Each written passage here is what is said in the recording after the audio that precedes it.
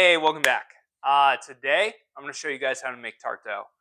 As promised, as always, I'll show you guys another one of my personal recipes. And I'll show you guys some tips and tricks that I've picked up along the way that's really helped me with this. You can plastic wrap it and it holds really well in the fridge, but it freezes pretty well too. So you want to cream your sugar, butter, and salt together. So let's just jump right in.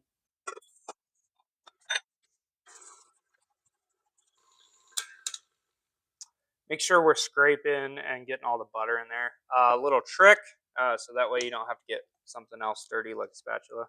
We can just use our paddle as a spatula, right? Right. Now that we've gotten that all creamed, we want to add our eggs in. Actually, here's a good trick that I've picked up. Now that our sugar and butter have creamed right in the bottom, and all that's held onto there, right? I like to put one egg in there and then scrape it, right? And this trick works for like anything, cookies, whatever, after you cream something, right? So if you put an egg in, right, and pull all the fat off the bottom, all the cold fat, the butter, right, and then put it back together, the egg will help it from grabbing back onto the wall. I don't know, just something.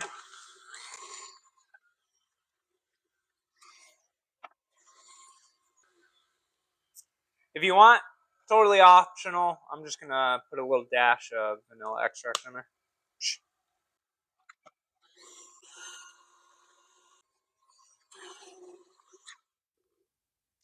Okay, so this is all brought together now, right? Nice and whipped. So this next part's pretty important. We just want to bring our dough together. We don't want to overmix it, right?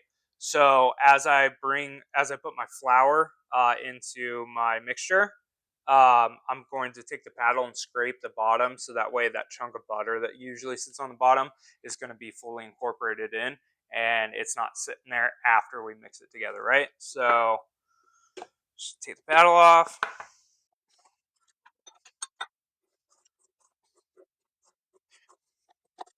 Now you can totally add a little flour at a time, back and forth, so that way it doesn't like puff up on you. But something I do, like as you saw, I put it in, and then I'm just going to turn it on and then off, right? So on, off.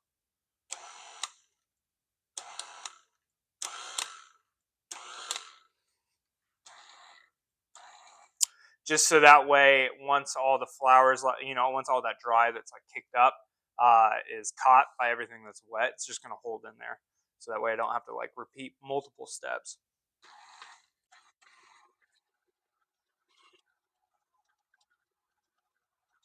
So it's pretty much just brought together. And this last step, I'm just going to bring it together a little bit on the table, right? So, and not even that much.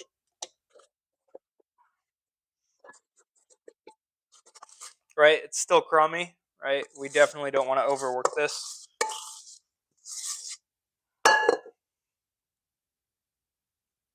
This is where someone's going to be like, if you have a bowl scraper, and be like, yeah, I do.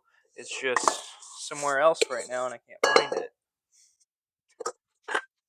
Right? And all we want to do is just bring it together really quickly. Maybe one more time, but like I said, you don't want to overmix this. That's it. So if you need this right away, right? So I'm personally going to wrap it, stick it in the fridge for at least an hour. We need to let this rest. And then we can pull out as much as we need, right? So what I'm actually going to do is I'm going to cut off. I'm going to bring it into two parts, right? And I'm going to wrap one that I'm about to use, and then the other is probably going to go in the freezer or just be held for later in time. So we want to let it rest and then pull it out, let it come to room temp, and then we're going to roll it out. We'll go from there. Otherwise, if you're making this a day in advance, which would be better, would wrap it, hold it in the fridge overnight, and then we're going to use it the next day. But once this is done resting, I'll show you what to do next. And the reason why we want to hold it in the fridge is so that way that butter has a chance to thicken back up, right? And so the dough holds together. Because otherwise, if we it's too like Play-Doh-y consistency right now. So if we try to roll it out right now, it's not going to hold, and it's just like just don't do it right now. So I'll catch you back here when it's done. Okay, now that this has been resting for about 24 hours, I personally forgot it in my fridge overnight. I know I was going to work it after an hour, but I ended up going to bed. So now that I've pulled it out for about a half an hour, and I don't want to say that it's come to room temp because we definitely want to roll this out with a cold chill to it. If it does become room temp, it's going to rip really easily, right? And it has the same almost consistency of like a sugar cookie dough. So we want to use minimal flour when we roll it out, or else it'll dry on us and rip. So we want to roll it out to maybe about an eighth of an inch.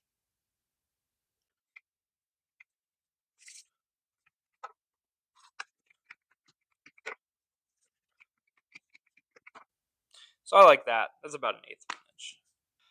So I like to just use a little sprit, just a hair, just right, not much. And what we want to do with our tart dough so that way it doesn't fall as we put it into our shell. If this is like a 90-degree angle, right, and we just lay our dough in there, it's going to make like a U. There's going to be that gap there. So what we need to do as we put it on there, right? So I pick it up and I push it down in there. Sorry, I guess I should get it in there a little bit more first. There we go. So I pick it up, put it in there. Now, don't worry if it cracks a little bit and whatnot. Something I really like about this dough, it's really pliable, and we can doctor it to our shape that we want. So as I pick it up, get it in those corners. Now, the best way to get all this excess off of here, right? All I do is I just use the tart shell itself to cut it, right? So I just press down on here, take all that out. Now from this point, you can see like I have a lot of excess here because it just folded over. So I just pick it up, kind of push it up against the wall. And what we want to do is just lightly press the sidewall in right here, get all the dog hair out of there. That works too. If you have a dog, and just really so that way it forms the sidewall of our tart shell. If you have any rips on the bottom, right, we can always take a little like piece and doctor it in there. Or let's say you went in there and we're like, oh shoot, right? Oh, my sidewall, like it ripped off. Like there's a little piece there, but everything's nice, so I don't want to like pull it all off, right? All you can do is take some dough and just form it into there with the other dough.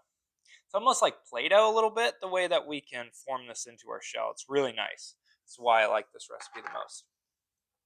So now that we have our dough the way we want it into our shell, we need to dock it so that way as it bakes, the steam releases and the sidewall doesn't fall and it doesn't get all bubbly on the bottom. So go ahead and dock it. I just take a fork, right? Just take maybe one or two, a couple on the sidewalls too to help. Now we want to stick this into our freezer and let it freeze completely. Because if we bake it now, right, the dough is too soft, so it'll just like fall down. So baking it frozen will let the butter set and the dough set so that it bakes, holds, and then can bake the whole. So we're gonna let this freeze for at least like 30 minutes. Now your excess tart dough, right? We want to be careful not to overwork this because we only can roll this out a couple of times. I wouldn't say like maybe 3 times. So as I put it back together, I'm just don't knead it, right? I just kind of layer it all back together and then we can cut it in half, probably with the proper tool instead of a fork. And then put it on top, just press down once, kind of square it off. And then we can rewrap this, put it into our fridge, and let it rest again.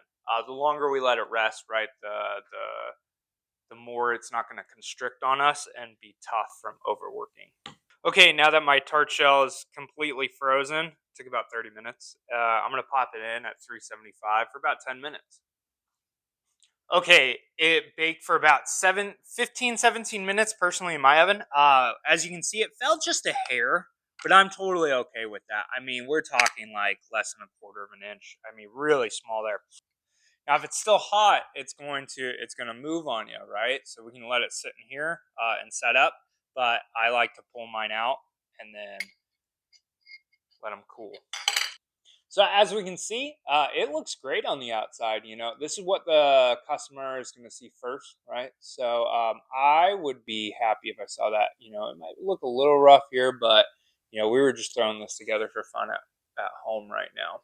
But now that we've got this down and we can start pumping these out, you know, I'll show you what to do with them. Some like lemon curd or some apple tarts, cheesecake.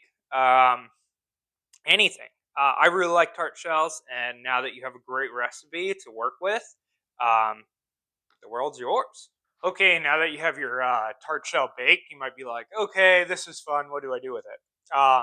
If you didn't check out my last video, I made lemon curd. We can make, you know, like lemon tarts.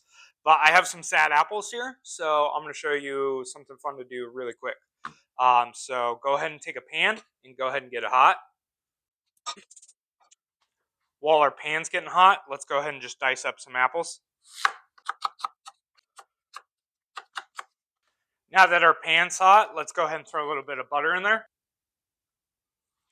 Now that our butter's hot, we're just going to cook our apples down with some spices. Now, if you only have cinnamon, that works, but I'm going to be a little bougie and do cinnamon, allspice, nutmeg, and cloves.